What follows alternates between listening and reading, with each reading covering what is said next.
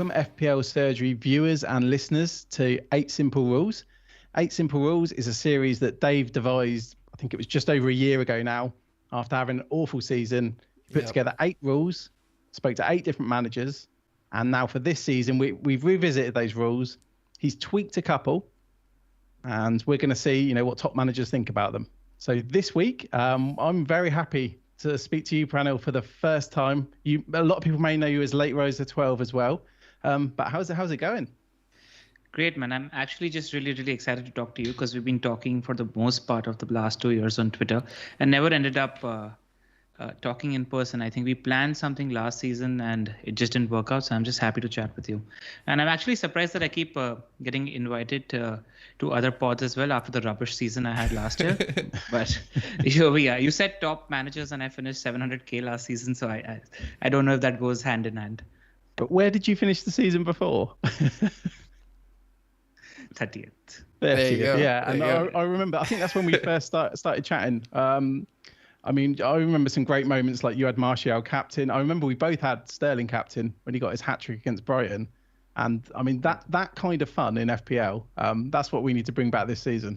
Yep, we need to. We really need to. It doesn't need to be just 4 players with scoring 200 plus points. We need to have some more template breakers in there. Yeah, fingers crossed we get those.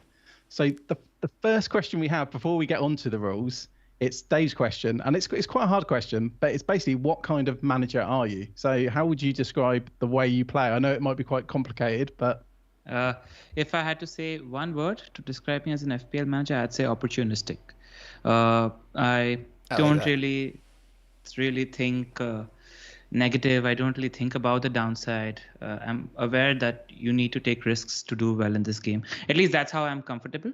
And more often than not, the risks that I take cover a lot of poor decisions that I make because I'm making a lot of ground when I do. So I play a high variance game generally, which is why the size of the red arrows, when I decide to take a gamble, it's either really high, a really big green arrow, or a really big red arrow. But I think I have the temperament to deal with that. So I'm happy. I had a really poor season last year, but I was very happy and I'm still enjoying it. And you learn from it. So yeah, I think the word would be opportunistic. Yeah, no, I like that as well. I think that does just describe you. And obviously, like we already mentioned, it didn't quite work last season, but who knows? Maybe this year is the year that it goes back to how it was, after Project Restart the year before. There's a big massive asterisk right beside last year anyway. No one's really paying attention. Don't you worry about it. We certainly aren't. No. Are we, Rich? No, I'm not. That doesn't hide the fact that I made some really poor decisions last season. But you learn from them. That's all you can do. Yeah, and that's why we've got rules, eh? All right, first rule, Rich, go for it. So the first rule is basically a template team to start the season. So a lot of managers have suggested they try and play safe. They might even look at, ownerships, etc. But how do you feel about going for a very template team, very template 15 for game week 1? This is something I've looked into actually a lot. And so after you have a really poor season, you're contemplating and thinking about what went wrong. And this was one of the biggest factors because I had a really poor start to last season. I started without Salah, and when Abdul FPL Salah came on our pod as well, he spoke about that FISO post where he talks about you really need to focus on price points and get some players who are fairly template, so you're staying with the pack at the start of the season. I think what I'm going to do is probably play a little variation of this. I'm going to make sure that the guys who are really going to kill me when it comes to effective ownership are in my team. And I think at the moment that's Salah and Trent.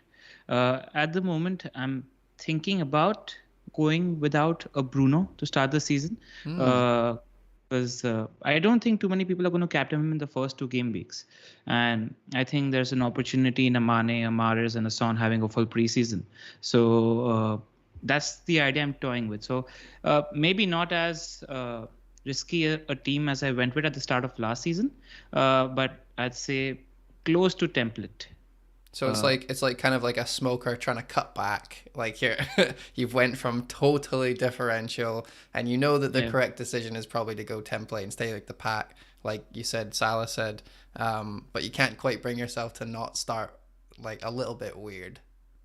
Yeah, I can't do it. You. I think while you're playing this game, you need to be true to your own identity as well. So it's a little bit in the middle, I reckon. And that's why we love you, man.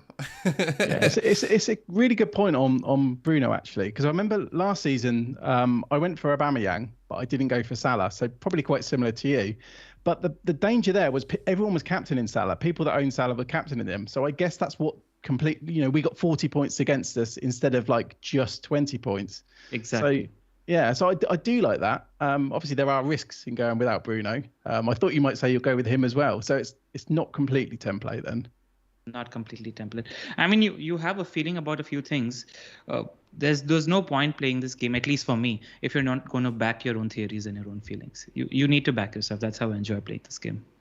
Yeah, fair play. All right, well, you mentioned it already, but price points to balance your team is the second rule. So by that, for anyone who doesn't know, we just mean to make sure that you have a certain price point from each position so that you can easily reach any player you want within, say, 2 moves.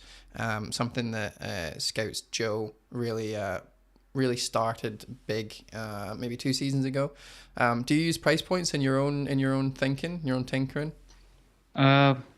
Yes, but I don't really see it as a price point thing. I like having a trend because I think he's the best pick in the game. If I didn't think he was the best pick in the game in defense, he wouldn't be in my team just because of the price point. Right. But it's nice to have that flexibility, especially with 2 premiums, I reckon, because as far as possible, I don't like spending my transfers on the mid-price guys. I like spending my transfers on those premium guys if there are opportunities for captaincy. So I do keep that in mind because I like shifting around the premiums more so than the mid-price guys. But I think what I'm going to do this season, which I didn't do last year, was take a stock of how I foresee things around game week 3, game week 4. What happened was it can be quite dangerous to go in with a preconceived notion that this is what I'm going to do this season. I was reading Yavuz Kabuk's interview, and he said that his biggest strength is adapting to every season. Yeah. And I think after 3 or 4 game weeks, I don't want to talk about who the good players are or who the bad players are. I want to sit back. I want to see if Chelsea attackers are going to hit a 15-20 goal season. If City attackers are going to hit a 15-20 goal season. You need to try and read how the season is going to be and then take a call in terms of where you want to spend transfers. I've seen some of your pods as well. I think you're going in with a game week 3 or a 4 wildcard. Is it, Dave? Yeah, I think so. Probably. And it comes from that, like, trying to define the season or at least the next 10, 15 game weeks and then attack the players that you perceive to be good value or at least they're going to work. And it means that I don't need to try and fight my way to the Lundstrom that I never started with or whatever the case may be this season. It means I can get all those players in one fell swoop and then go for it. So it's pretty much the same thing. Yep. I think more often than not, instead of price points, I want to think about having at least 7 or 8 spots where I don't see myself spending transfers in the next few game weeks. I think that's important. All right. Nice. No, that's a good answer. Now, the next rule, this is the one I was most looking forward to. So the rule that Dave's put down is simple captain choices.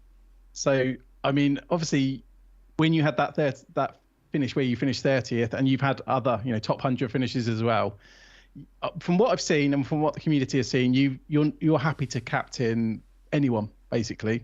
Martial, he wasn't very popular. You were captaining him for hat-tricks, etc.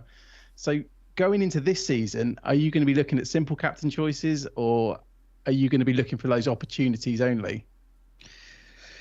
So I told myself when I was thinking about last season to keep it simple for the first 10 game weeks of the season because I did a little bit of analysis, looked back at my previous seasons.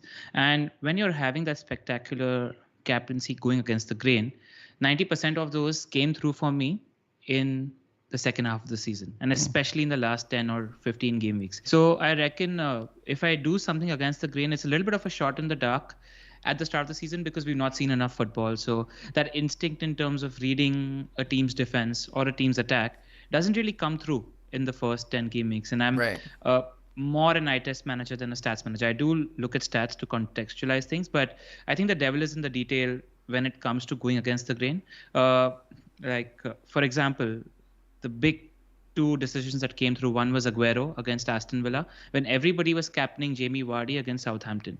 And this was the second time Leicester City were playing Saints. And Southampton's defensive data had improved drastically in the last 6 or 8 game weeks. And that's because Hassan who's their manager, saw that their defensive numbers are poor. So, what we see, their own team's managers are also seeing as well. And he decided to tighten up.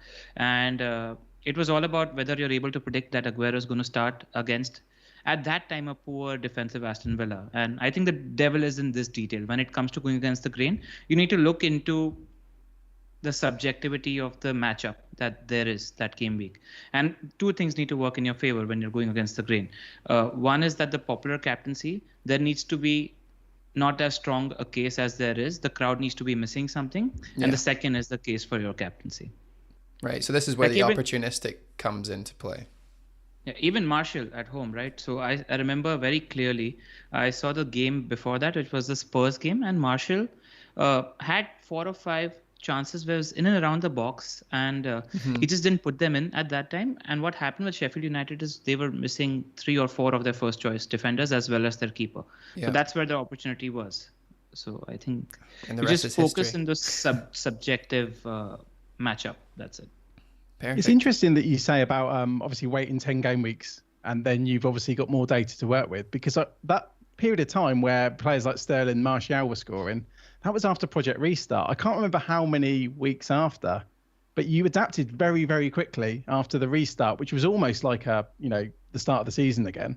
So for that way, I'd argue you can make it work earlier. do it. It's just too many wounds from last season at the moment. But we'll probably be sitting here game week 3 or 4 and I won't be able to help myself. This is something I'm telling myself. Whether I follow through with it, I don't know. Yeah, it's all about having determination of sticking to your morals versus your evil side saying, just do it. Ben Rama's right there. He's right there. No hits is the next one we're going to be looking at. Very simple caveats of course you can take hits with injuries if there's a double week, etc. But what is your philosophy with hits in general? Are you adverse? Do you like taking them? What's your beef? Generally, I like taking hits, but I want to curb on them. Yeah. I went berserk with hits last season because the season just spiraled. But generally, I'm not averse to taking hits because I like you mentioned, right? Like I mentioned earlier, I like using my transfers when it comes to premiums. Mm-hmm. And sometimes switching that takes 2 transfers, not 1. So if it is a hit I'm taking for a particular captaincy, I don't see it as a problem because I'm trying to gain 20 points. And in that attempt to gain 20 points, I'm okay to lose 4. Right. So your caveat would simply be if it is for captains, then you're absolutely fine with taking a hit, but you're trying to trim the edges in terms of how many hits you take in other parts of your team. Yep. And I think there's a second caveat as well. Let's say when it comes to one of these attackers as well, sometimes I'm very sure of that attacker, but let's say have a weaker position in my team to take care of. I'll still take a hit for that attacker because I think when it's a game of probability that you're playing, right? So if it's a pick that you're sure about, I'd much rather increase the probability of me hitting a haul by getting that attacker at the start of his good run of fixtures rather than waiting 1 or 2 game weeks. So I'd probably have that as a caveat as well. I like that. So I guess the reverse is also true in that you would never take a hit for a defensive asset then. If you're able to do it for a striker, it's just a big no for defense. Yeah, probably not. Yeah. Perfect. All right. Quick and concise. That leads us into the next rule, which I guess we've already touched on slightly. So this rule is minimal core team transfers. Now, you did mention you like to have a core, and I know from speaking to you before on Twitter, you don't generally like to do defender transfers anyway. You'd like to concentrate on those big hitters. So, I mean, if you just recap really, minimal core team transfers, do you agree with this rule? Yeah, I agree. Don't move around the glue guys or the mid-price guys. But then let's say you can't have a rule here in terms of that's the preconceived notion that I had at the start of last season, where I thought I had the right glue guys, and actually last season was the season to change around your mid-price guys so that you're jumping onto a Lingard or a Gundogan when they arrive, because the big hitters never shifted. So that is something you need to look back at around game week 3, game week 4, game week 7. Yeah, I think you need to assess it every 4 game weeks in terms of just judging the landscape. Let's say Kane is going to Man City and Salah. It could be a season where you don't really need to move the big hitters because Salah and Kane are bringing in the points every week. So I don't think you can predetermine this just yet. I think this is something that needs to be reassessed every 4 or 5 game weeks. I like that. So kind of almost wait for your wild card, or wait till you at least have enough knowledge to be able to then determine which part of your team is actually the guys who should be staying there forever. And if it's none of them, then that's probably a big idea, a big inclination to wildcard. But if you've got maybe 6 or 7, then you can stick them in. But from game week 1, you're all bets are off for you. Yep. And also, just before we move on to the next one, I think one very important point that not many managers talk about is the butterfly effect when it comes to hits, especially early part of the season. Game week 4, game week 5, game week 6, you want to be in a position where you're making luxury moves which are taking advantage of good runs for good players instead of band-aid moves for your team where you're fixing the weak spots. Yeah. Which is why I don't mind a few hits early season, because it's a good time to get ahead of the competition, I reckon. Yeah, exactly. Just with so you mentioned not favouring defensive transfers, but there was a couple of players over the last 2 seasons that I've really struggled with. So, for example, I don't know if you had Dallas last season, and obviously we had Lundstrom the year before. So Dallas was annoying because he's a defender. You didn't want to make the move. I could never find an opportunity to do the move. I mean, would having someone like Dallas, would that change your thinking going into this season if a similar player emerges? Yes, do it at the start of the season. I think until game week 5, 6, we don't really know who these goldmine budget defenders are, and I think you can make an exception for that. Yeah, nice. It actually brings us nicely into the next one. It's just plan your wildcard timing, something that we could probably use this information for. So for me, in the last couple of seasons, I've been trying to adopt the early wildcard. For others, it's always the first international break. Some decide that they're just going to keep it till the end, as far along as possible, and then use it. What is your idea? Because you can have people who just do it when they feel like it. Where do you hang out in that spectrum? 70 to 80% of the seasons I've wildcarded by game week 4, right, latest. And I've had my worst season and my best 3 seasons doing that. The thinking is game week 1 is a shot in the dark. So you need to assess at around game week 3 whether the shots that you took were they on target or not, and then decide whether you want to wildcard or not. So in my head for this season, I'm looking, because there is a clear shift of fixtures around game week 7 for Chelsea and City. So this season, I'm looking at maybe planning my team for the first 7 or 8 game weeks. I'm not looking at fixtures beyond that, right, with a greater focus on the first 3 or 4 game weeks. Nice. And so, I mean, do you keep it flexible? So obviously, if we get to game week 7 and you're kind of happy with your team, you'll just plow through and not use the wild card. Yep. Absolutely. But I'd be more keen to use it than not, I reckon. I think the first wild card is best used early. Yep. Yeah. I agree with that. I agree. It was something that you said last year when we were doing 8 Simple Rules that actually, pretty much confirmed my idea of doing it early. And you said that the amount of positives that you get from wildcarding early versus, or when you're looking at it against people who are going to be wildcarding at the end, is that I have 10 plus game weeks of small term games for each week. So say I only make 5 points on their teams every week, then over the course of 10, I'm 50 points ahead of them. And then if they try and wildcard for a specific reason, we argued that maybe max you'd get an extra 40 points, in which case I'm already ahead of a lot of the curve. So it's something that I've kept in my head the whole time. So do you still subscribe to that idea after a poor season? Yes, I do. Yeah, I do. I'm so Rich glad. and we were talking about it actually during off season as well, where we both wildcarded early and where we both went big on Man City early season. It just didn't work out, but it was us not reading and Pep not giving any indicators that he's going to play slightly differently this season. So yeah, it's just funny because obviously when we were reviewing, because I was on 8 Simple Rules last year and we reviewed what I said, and we didn't go without Salah, and obviously Salah started really well, and that, looking back now, that was a mistake. But with Man City, and Man City were very good for large portions of the season. If we'd got that right, and people who didn't wildcard City players in didn't, we could have shot ahead like you did when you had Aguero against Villa when they won. Exactly. I can't even remember what the score was, but that could have been our moment, and this whole conversation would be very, very different. Yeah, I agree.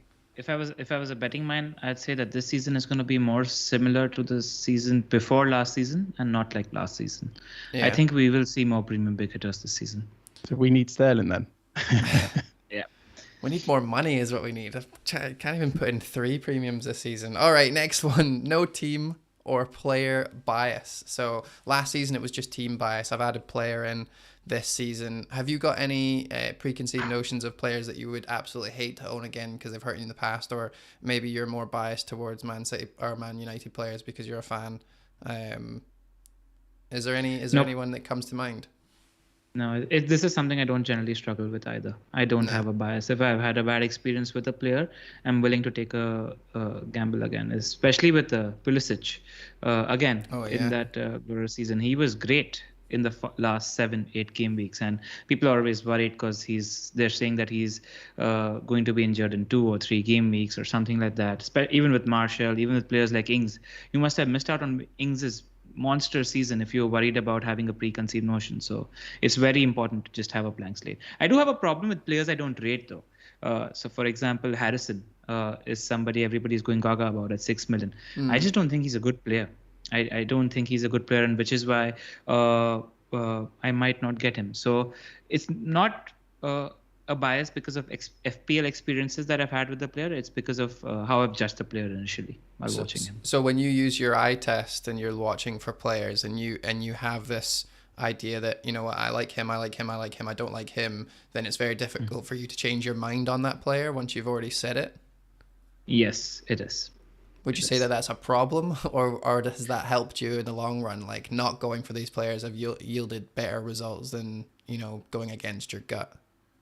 It's generally worked out for me. Harrison was an exception last season, but I personally thought his returns are not predictable. So yeah, Harrison was a really frustrating player because I owned him quite a lot. He got a lot of 1-point cameos, getting subbed, at half time before 60 minutes. Also, he was on loan, so he missed a couple of games. So I did find it funny when everyone looks back at the end of the season and he was so high up there. Exactly. Did think it was a bit strange. But are there any premium players that you've got, I don't want to say a bias against, but are there any premium players that you just don't tend to go for? Or Nope, nobody. Because I switch around my premiums, right? So I don't have a bias against any of them. Fair play. Yeah, so maybe you don't see, because you don't change your mid-price players too much, maybe someone like Harrison wouldn't suit that because you wouldn't want him as a set and forget player. Yep, I just don't like it. And also what FPL is doing is enhancing your experience of watching football, right? So it's nice to own players that you like. Yeah, that's true. But then you're adding too much emotion, I think, into the game. All right, rule 8 is the guest rule. So we've asked all our guests to come up with a separate rule that we can add, just to see if there's anything that we've missed or anything that you'd like to highlight. Have you got anyone? We were talking about, I thought we'd talk about effective ownership. And generally, I use effective ownership as a gauge of opportunity in terms of, I like if a premium player with a great fixture or even just a good attacker with a great fixture is owned under 5-10%. And I like sort of taking advantage of that by sometimes even handing in the armband. But what I want to try doing this season is also use EO where highly owned players, and I need to have a very strong filter. So I want to ask myself more and more why this player is 50% owned, 60% owned, having 100% EO, and why don't I agree with that? So I want to have that filter, which I didn't have last season. So I used to look at it only from an opportunistic point of view, but I want to use it as a filter as well now. So kind of both ends of the spectrum, you're looking for opportunity, but you're also looking to see why there is such a hype for these type of players. Like Tony, for example, is a perfect storm of hype, and everyone understands why. But then you look at other players that are really high and you're thinking, well, actually, no, there's other players that are very similar. What's going on? So is there any players in your mind that you can analyze right now, or that you've been thinking about in terms of you don't want them, but you might as well go for them now because they're so highly owned? Bruno. Yeah, I guess so. I guess that's the big one. Bruno. Yeah, that's the big one. Yep. And like we feel exactly the same. That's how I feel about Bruno as well. It's like I don't enjoy owning him. Although you made the great point on the first rule that he's not going to be highly captained, so at least he might not be one of these 150% plus players, you know, with his effective ownership this year, or I'd hope not, or at least not in the early days. And I have a bias advantage as well. I'm a Man United fan as well, so I don't really feel too sad if he's scoring. I'm okay with it. That's true. Yeah, you've got that little safety net. Although I'm sure you don't want him to score if you don't own him. No, I don't mind it too much. I'm okay. With last season, did you look at effective ownership in that way at all? Because I always like doing the same as you, looking for the opportunities. You know, low-owned players, like for example Vardy and Aubameyang. They always tempted me last year because they were so lowly owned, but you know they are premium players. Or Aubameyang used to be. Were there any players you got in purely because of ownership last year? Or was this something you're adding, you know, for the upcoming season? Nope, nothing happened. I was just very overconfident last season, thinking whatever I thought was right, which is why I want to have a stronger filter this time around. So yeah, I don't want to keep believing all the theories that I have in my head. I want to question. Oh no, the last season has made you question yourself. That's a bad season. But we're sure you're going to be doing amazing this time, and obviously we're all rooting for the comeback. You know, everyone likes a David Goliath story. Thank you so much for coming in and checking our rules and letting us know what you think. Is there anything you want to? Obviously, the Wire is doing amazing. So obviously, if you haven't checked that out, you and the boys do amazing work. So we're looking forward to next week's pod and seeing your final drafts as well. But yeah, is there anything else you want to plug before we go, buddy? Yes, the FPL Surgery channel on YouTube is quite new, so make sure you're liking and subscribing. Yeah, it's the best ever. Thank you, mate. Yeah. And thank you as well for rushing, because I know you've just rushed back from work. Like you've literally just finished work and you've joined us for this episode. So we really do appreciate it, and it's actually nice to finally speak to you. And hopefully we do something again soon. Yes, hopefully over a pint of beer next time. Yeah, that'd be even better. Yep. Maybe just one though, Rich. Yeah, maybe. All right, thank you everyone for watching. We'll see you next time for another 8 Simple Rules. But until then, up the pod. See you next time.